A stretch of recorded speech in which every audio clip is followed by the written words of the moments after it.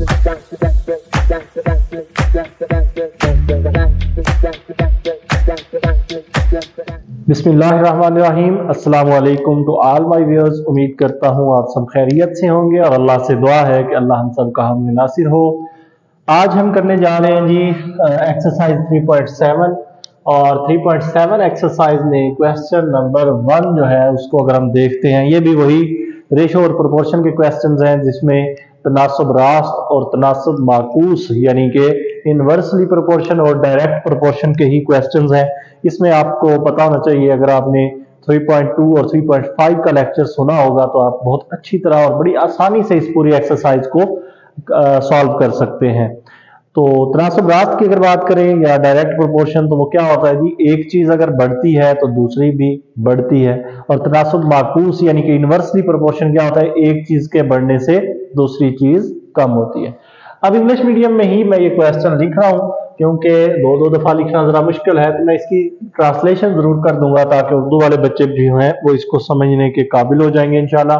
अब कहता है जी एक क्यूब है जिसका सरफेस एरिया यानी सतही रकबा जिसे हम कहते हैं, सतही रकबा डायरेक्टली तनासब रास्त में है किसके, लेंथ के स्क्वायर के। तो इसको तो हम लिख सकते हैं अकॉर्डिंग टू कंडीशन क्या बन जाएगा, एरिया को किससे शो करते हैं, ए से। डायरेक्ट प्रोपोर्शन है एल का स्क्वायर, लेंथ के स्क्वायर यानी स्क्वायर लेंथ का मुरब्बा। ए डायरेक्ट प्रोपोर्शन हुआ एल के स्क्वायर के। अब कहता है ए जब 27 है उस वक्त एल जो है वो 3 है, यानी ए इज इक्वल टू, पहला काम हमने करना होता है इस प्रोपोर्शन को खत्म करके यूनिट कोई कांस्टेंट लगाए के एल स्क्वायर। तो ए इज इक्वल टू आपके पास कितना था 27 equal to K L square, L कितना है 3, तो 3 का स्क्वायर हो गया। ये बन जाएगा 27 के ज़रब 9, 3 का स्क्वायर कितना हो गया 9, 27 बटा 9 हो गया, इधर रह गया के, 9 इधर ज़रब खा रहा था इधर आके तकसीम हो गया। तो के इज इक्वल टू 9 एक बार 9, 9 3 बार 27, यानी के की वैल्यू आ गई 3। अब हमने ये दो जुज जो है ये सॉल्व करने हैं। अगर पहले की बात करें वो कहता है फाइंड ए, हमने मालूम करना है, ए मालूम करना है कब, when L is equal to 4 है और के हमारे पास कितना है 3। फार्मूला कौन सा लेके चलेंगे, यही इक्वेशन 1,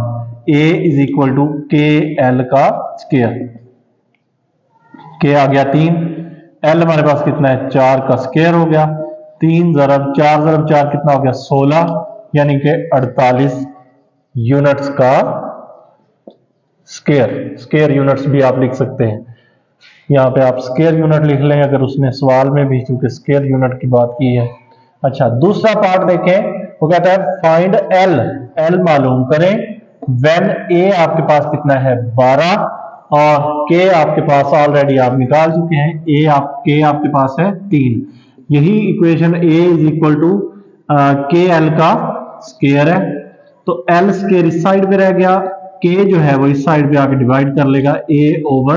के बन जाएगी ये इक्वेशन। तो L square is equal to A over K. A की वैल्यू आपके पास कितनी है 12, के की आपके पास कितनी है 3, 3 एक बार 3, 3 4 बार 12, यानी एल का स्क्वायर इक्वल टू आ गया 4।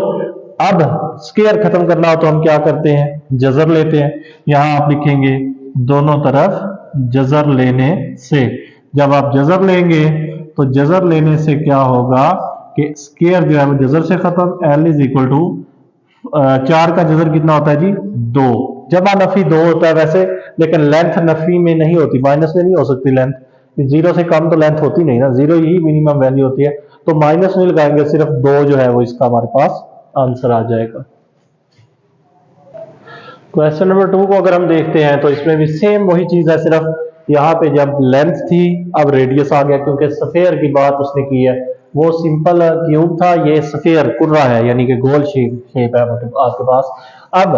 आपने सेम देखे surface area direct proportion to square of radius, तो सरफेस एरिया को एस से शो करें, डायरेक्ट प्रोपोर्शन रेडियस का स्क्वायर यानी कि आर का स्क्वायर। और जब भी इस प्रोपोर्शन को खत्म करेंगे बराबर लगा के कांस्टेंट के लगाया और आर स्क्वायर, और के यहाँ पे हमारे पास हो जाएगा, यहाँ पे एस देखें कितना दिया हुआ है उसने, एस इज इक्वल टू 16 पाई के आर जो है वो हमारे पास कितना है 2, यानी 2 का स्क्वायर हो गया, तो के इंटू 4 हो गया 16 पाई, के इज इक्वल टू 16 पाई बटा 4, 4 इधर ज़रब खा रहा है, इधर आके तकसीम, 4 4 बार 16, यानी के का आंसर हमारे पास आ गया कितना 4 पाई। अब हमने फाइंड क्या करना है, फाइंड आर, वो कहता है कि आर फाइंड करें जब के आपके पास कितना आया 4 पाई और एस आपके पास कितना है ये 36 पाई। अब आपने फाइंड करना है, तो फार्मूला यही है, S is equal to K R square, S is equal to K की वैल्यू कितनी है हमारे पास 4 पाई, एस की वैल्यू हमारे पास कितनी है 36 पाई, वैल्यूज पुट कर दें, आर स्क्वायर आ गया, आर स्क्वायर इधर ही रहे, ये 4 पाई इधर आ जाएगा 36 पाई, ये इधर ज़रब खा रहा है और इधर आके तकसीम कर लेगा 4 पाई, पाई से पाई कैंसिल हो गया, 4 एक बार 4 9 बार 36, आर स्क्वायर किसके इक्वल आ गया जी 9 के। अब आपने इसको खत्म करना है तो क्या कर लेंगे जी, मुरब्बे को खत्म करने के लिए जजर लेने से, तो ये आ जाएगा आर का स्क्वायर इज इक्वल टू 9 का जजर, ये स्क्वायर जजर से गया, आर इज इक्वल टू 3, जमा नफी 3 होता है, लेकिन चूंकि रेडियस खुद एक लंबाई है तो रेडियस माइनस में नहीं हो सकता, 0 से कम रेडियस नहीं हो सकता, लेंथ कभी भी 0 से कम नहीं जा सकती, इसलिए माइनस वाला तो हम नहीं गिनेंगे, हम लिखेंगे पॉजिटिव 3 यानी जमा का 3। क्वेश्चन नंबर 3 को अगर हम देखते हैं जी, हुक्स लॉ के मुताबिक वो कहता है एफ डायरेक्टली वेरीज करती है एस के, यानी एफ और एस जो है वो दोनों डायरेक्ट प्रोपोर्शन हो गया, एफ प्रोपोर्शन हो गया एस के, इसके डायरेक्ट प्रोपोर्शन। अब एफ इज इक्वल टू किसके हो जाएगा के एस, क्योंकि प्रोपोर्शन की जगह बराबर लगाया और कांस्टेंट से ज़रब देनी है, F is equal to K S. आप के फाइंड करना चाहते हैं, एस इधर आके क्या करेगा डिवाइड एफ बटा एस। अब एफ की वैल्यू क्या है 32 पाउंड और एस की वैल्यू है 1.6,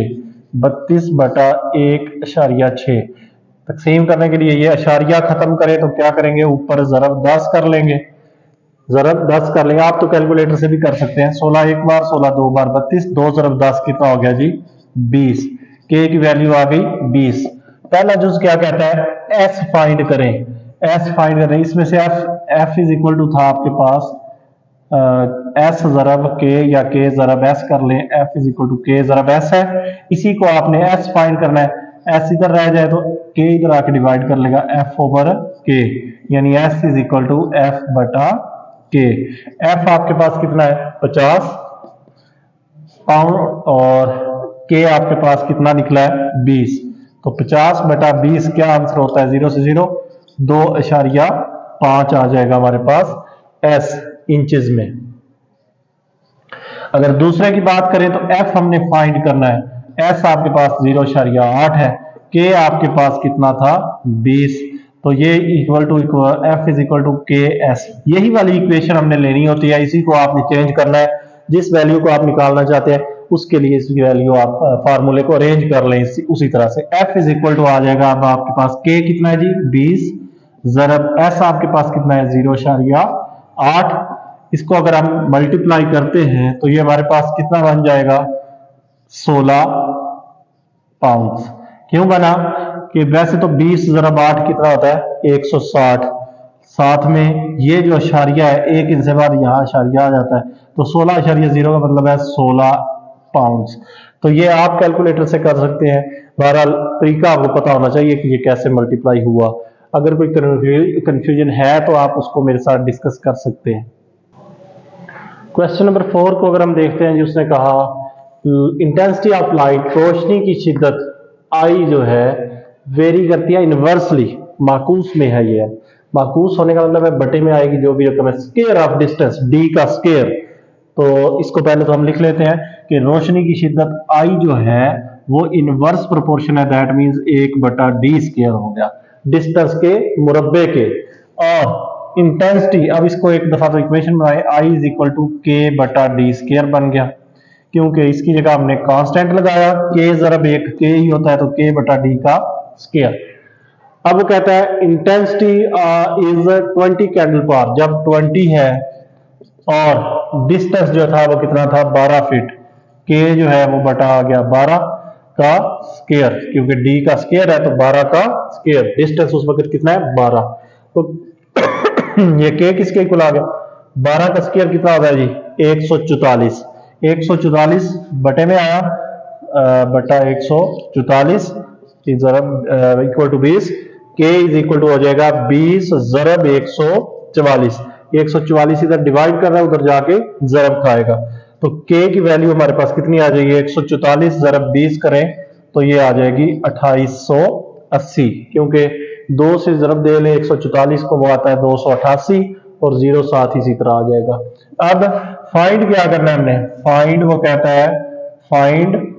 इंटेंसिटी, आई आपने फाइंड करना है, कब फाइंड करना है जब डी आपका क्या हो 8 और के आपके पास कितना हो 2880, आई इज इक्वल टू आपके पास था के ओवर डी का स्क्वायर, के आपके पास आ गया 2880 बटे में डी जो है अब वो कितना है 8, 8 का स्क्वायर कितना होता है जी 2880 बटा 64। अब इसको अगर आप तकसीम कर लेते हैं तो ये आंसर आपके पास क्या आता है, अगर आप इसको कैलकुलेटर से कर लें तो भी ठीक है, अगर आप इसको वैसे काटना चाहते हैं तो भी कर लेते हैं, 8 से अगर करते हैं तो 8 3 बार 24, 4 कैरी आ गया, 8 6 बार 48, 8 8 बार 64, फिर से कर लें 8 1 बार 8, 8 4 बार 32, 4 कैरी 8 5 बार 40, यानी 45 कैंडल पावर जो है वो इसका आंसर आ जाएगा हमारे पास 45 कैंडल पावर, ये आ जाएगी उसकी इंटेंसिटी।